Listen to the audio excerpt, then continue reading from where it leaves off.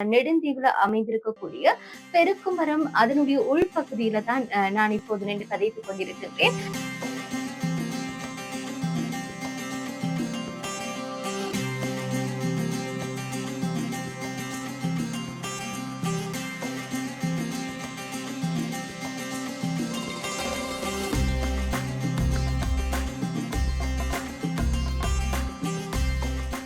மிகப்பெரிய சுற்றுலவை கொண்ட பெருக்குமரமாக காணப்படுகிறது.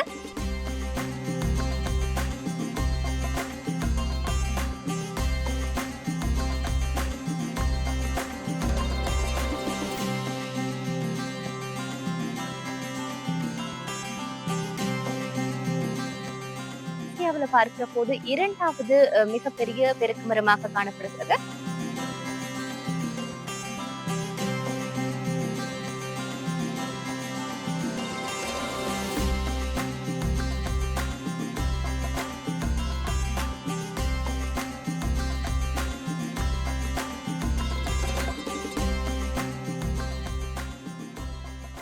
இந்த பெருக்குமரத்திற்கு உள்ளேயும் பயணிக்கக்கூடியதாக இருக்கும். அதே நேரத்துல வெளியிலும் இதனுடைய தன்மைகளை அவதானிக்கக்கூடியதாக இருக்கின்றது.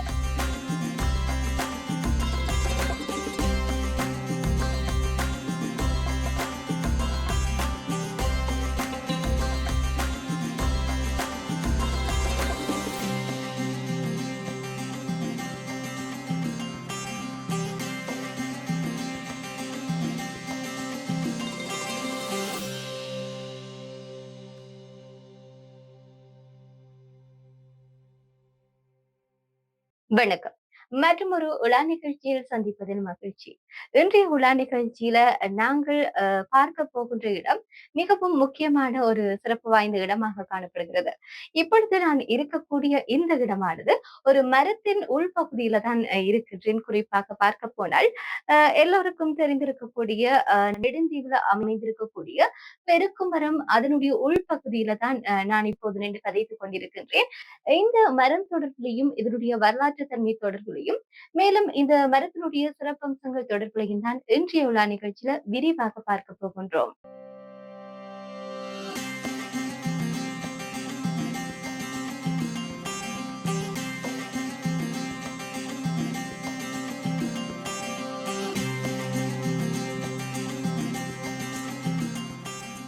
இந்த மரமானது நெடுந்தீவின் கிழக்கு பகுதியில் காணப்படுகின்றது.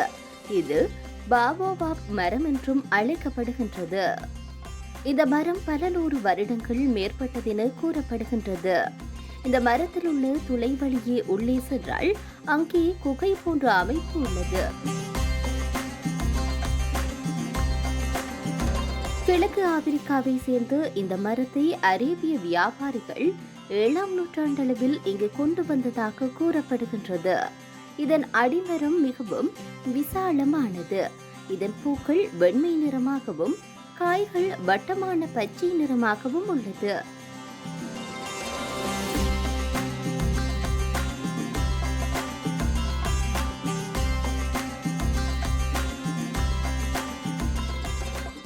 இத்தகைய மரங்கள் இலங்கையிலேயே மிகவும் அரிதாகவே உள்ளன.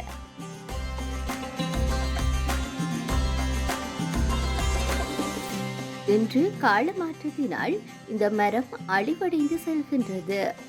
இவ்வாறாக இந்த பெருக்கு மரம் நெடுந்தீவில் மிகவும் பழமையான அரிய மரமாக விளங்குகின்றது.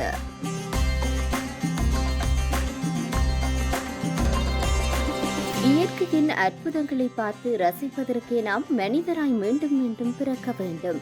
ஏனெனில் இயற்கை தன்னுள் ஒளித்து வைத்துள்ள ரகசியங்களை பார்த்து மகிழ நம்முடைய வாழ்நாள் போதாது. உண்மையை சொல்வதானால் உலகில் இயற்கை அள்ளி தந்த மாபெரும் அற்புதங்களுள் பேரற்புதம் பெருக்கு மரமே.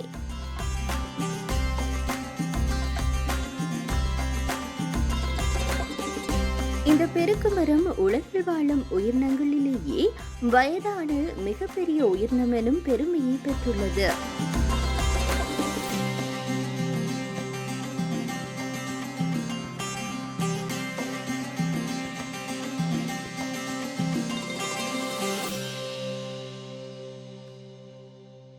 இந்த பெருக்கு மரத்தை பார்க்கிற போது குறிப்பாக யாழ் மாவட்டத்துல மிகப்பெரிய சுற்றுலவை கொண்ட பெருக்கு மரமாக காணப்படுகிறது. அதே நேரத்துல புங்குடு தீவிலும் ஒரு சிறிய அளவிலான பெருக்கு மரம் காணப்படுகிறது. மேலும் தெற்காசியாவுல பார்க்கிற போது இரண்டாவது மிகப்பெரிய பெருக்கு மரமாக காணப்படுகிறது. முதலாவது பெருக்கு மரம் எங்க இருக்குன்னு சொல்லி பார்த்தோம்னு சொல்லி சொன்னா மன்னார்ல தான் முதலாவது சிறப்பான பெருக்கு மரம் காணப்படுகிறது. அது தென்னாசியாவுல மிகப்பெரிய அளவுல வந்து அங்க காணப்படுகிறது. இந்த மரத்தினுடைய மேலும் பல அம்சங்களை பார்க்கிற போது குறிப்பாக இதனுடைய பூ ஆனது வெண்ணிறமாக காணப்படும். அதே நேரத்துல காய் வந்து பச்சை நிறத்துல வட்ட வடிவுல வந்து காணப்படுகிறது. அத்தோடு இன்றைய காலத்துல இந்த பெருக்கு மரமானது அழிவடைந்த நிலையில காணப்படுவதையும் அவதானிக்கக்கூடியதாக இருக்கின்றது. இதனை போகாப் என அழைப்பார்கள். இதில் பல வகை இனம் உண்டு. நம் நாட்டில் வளரும் இனத்தை அடென்சோனியா டிஜிடேட்டா என்று அழைக்கின்றனர்.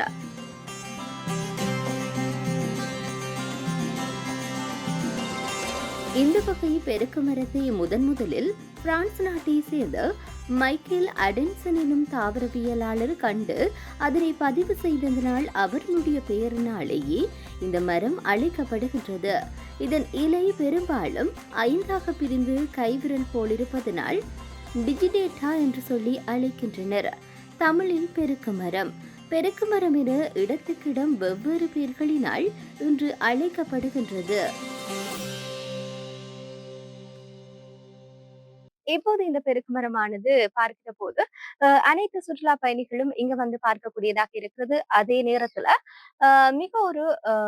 மிக பெரிய அளவுல காணப்படுகிறது. குறிப்பாக இந்த பெருக்கு மரத்திற்கு உள்ளேயும் வந்து பயணிக்கக்கூடியதாக இருக்கும். அதே நேரத்துல வெளியிலும் இதனுடைய தன்மைகளை வந்து அவதானிக்கக்கூடியதாக இருக்கின்றது.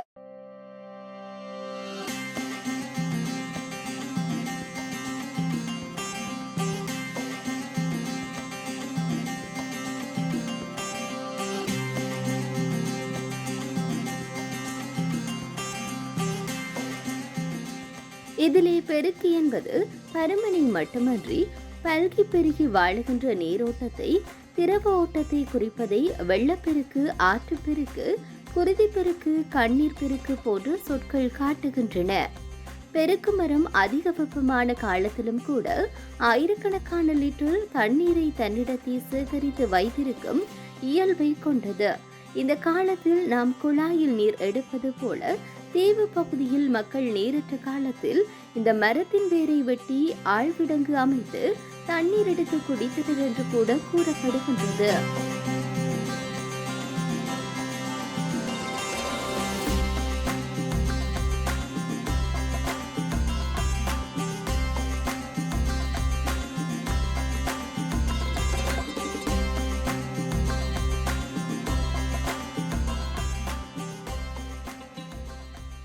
மரத்தின் பருமனை கருத்தில் கொண்டு வறட்சியான காலத்திலும் மரத்திலிருந்து நீர் பெருக்கெடுத்து வந்ததனால் பெருக்கு என அழைத்திருக்கலாம்.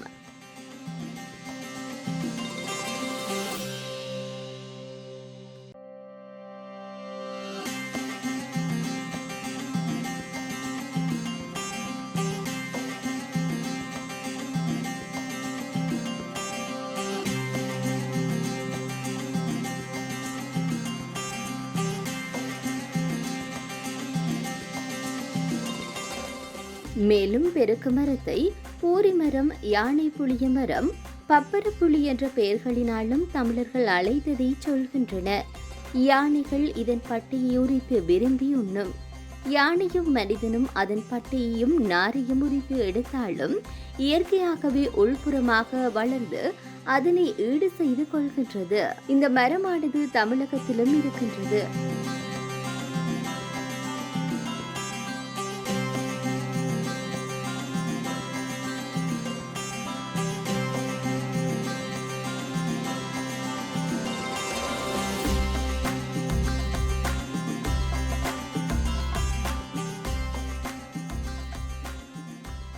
இந்த பெருக்கு மரத்தை பல்வேறுபட்ட சுற்றுலா பயணிகளும் வந்து பார்க்கக்கூடியதாக இருக்கிறது.